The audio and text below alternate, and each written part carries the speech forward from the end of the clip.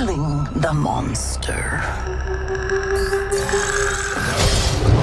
Hello friends, welcome back to our channel. तो दोस्तों सोचो, अगर प्रेडेटर फ्रेंचाइजी सिर्फ जंगल्स या फ्यूचरिस्टिक सिटीज तक सीमित ना होती, बल्कि एक ऐसे वक्त और जगह में जाती जहां इंसानी बर्बरता पहले से ही अपने चरम पे हो। 1864 अमेरिकन सिविल वॉर के बीच जब नॉर्थ और साउथ आपस में खून बहा रहे थे, तभी एक और खिलाड़ी बैटलफील्ड में उतरता है। ना वो कॉन्फेडरेट है, ना यूनियन का सोल्जर। उसका मकसद सिर्फ एक होता है, सिर्फ शिकार। Friends, welcome to predator hell come a walking, एक ग्रिटी 2 इश्यू मिनी कॉमिक जो वॉर, फोल्कलोर और एलियन हॉरर को एक दूसरे में ऐसे लपेट लेती है जैसे ढूंढने पे भी वैसी स्टोरीज नहीं मिलती। दोस्तों, ये story predator killer of killer जैसी लेजेंडरी प्रेडेटर टेल से डीपली कनेक्टेड लगती है। तो चलो इस मिस्ट्री और खूनी सफर में घुस जाते हैं।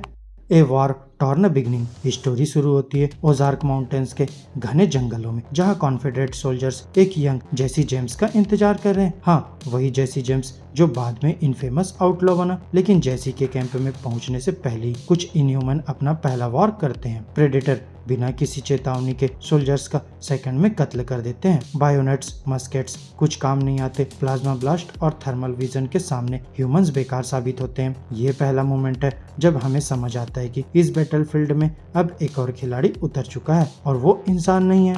Folklore meets bloodshed. अब जैसी जब कैंप पहुंचता है, उसके साथ होता है एक वेटरन कॉन्फेडरेट फाइटर नेवादा और एक native American tracker standing bear, जिसका कनेक्शन इस जंगल से गहरा है। पर कैंप में सिर्फ उन्हें लाशों का ढेर मिलता है। और फिर जब वो लोग इन्वेस्टिगेशन करते हैं, तब उनकी मुलाकात होती है एक यूनियन प्लाटून से जो एक बड़ा कैनन ले जा रहा होता है। यहाँ टेंशन तुरंत बढ़ जाती है। गोलियां चलते ही यूनियन के कैप्टन रिक्स मर जाते हैं और लेफ्टिनेंट रिक्स घायल हो जाता है। रिक्स जब होश में आता है तो उसकी मदद करते हैं 2 और अनयूजुअल कैरेक्टर्स, स्पार्टकस एक फॉर्मर इंसेल्व अफ्रीकन अमेरिकन सोल्जर और डच एक जर्मन इमिग्रेंट। यहाँ तीनों के बीच दोस्ती तो नहीं है, पर एक म्यूचुअल समझ जरूर बनती है। वॉर स्टोरी शेयर होती है और इमोशनल डेप्थ इस हॉरर टेल में और गहरा हो जाता है।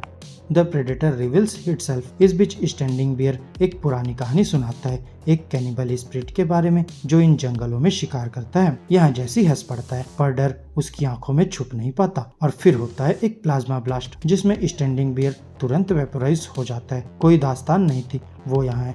प्रेडेटर ने अब अपना शिकार ऑफिशियली शुरू कर दिया है। पॉलिटिक्स साइड में छूट जाती है। अब जैसी, नेविदिया, रिक्स, स्पैटिकस और डच एक टीम बनाते हैं। उनका प्लान सिंपल है, प्रेडेटर को एक खुले एरिया में ले आना और कैनन से उड़ा देना। लेकिन दोस्तों, प्रेडेटर किसी काम का प्रे नहीं, वो ट्रैप में नहीं फंसता। वो सबको ऑब्जर्व करता है, जज करता है कि कौन वर्दी है।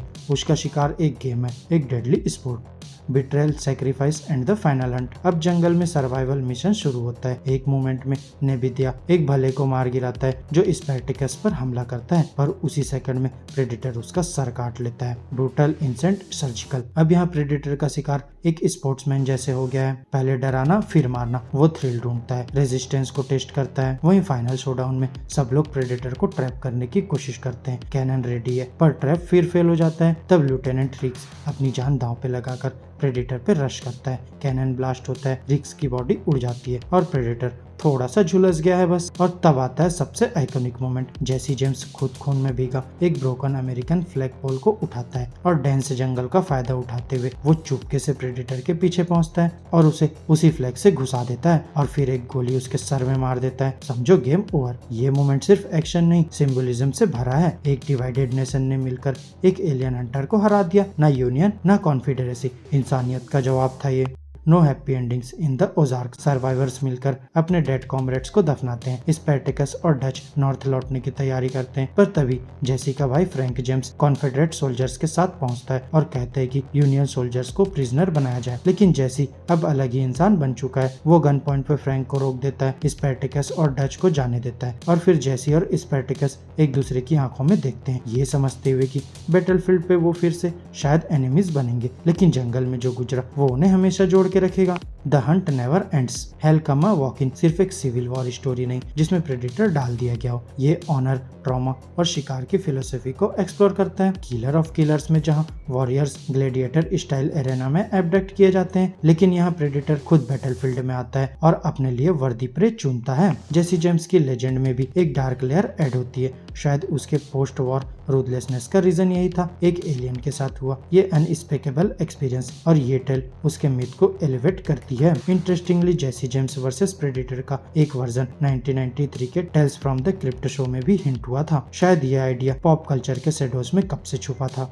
फाइनल थॉट्स दोस्तों, सोचो अगर ये प्रेडेटर एक रोग था, अपने क्लैन से निकाला गया या अपनी एक ग्लोरियस फाइनल हंट पे आया हो। शायद वो जेसी जेम्स को ग्रैंडल किंग के एरेना के लिए स्काउट कर रहा हो, जहाँ पहले से ही उर्सा और नारू जैसे वॉरियर्स एबडक्ट हो चुके थे। कैनन हो या नहीं, हेलकम वॉकिन एक मस्ट रीड है प्रेडेटर फैंस के लिए। जंगल, फॉल्कलोर, सिविल वॉर और एलियन हॉरर का ये फ्यूजन एक पोएटिक ब्रूटैलिटी क्रिएट करता है। तो अगले बार जब जेसी जेम्स का नाम सुनो या किसी बैटलफील्ड के बारे में सोचो तो याद रखना, कभी कभी सबसे खतरनाक मॉन्स्टर्स वो होते हैं जो तब आते हैं जब हम ऑलरेडी टूट चुके होते हैं। द हंट नेवर एंड्स, ना जंगल में, ना सिटीज में, ना हिस्ट्री के भूल भुलैया में। तो फ्रेंड्स, मेरी आज की इस वीडियो में बस इतना ही। आपको हमारी ये वीडियो कैसी लगी अपने थॉट्स कमेंट बॉक्स में शेयर कर सकते हैं। और अगर ये वीडियो अच्छी लगी हो तो वीडियो को लाइक करो, चैनल को सब्सक्राइब करो और ऐसे ही लेटेस्ट कंटेंट के लिए बेल आइकन जरूर प्रेस कर लो। अब मैं मिलूंगा आपसे अपनी नेक्स्ट वीडियो में, तब तक के लिए बाय बाय दोस्तों। Following one character, what if it was following three?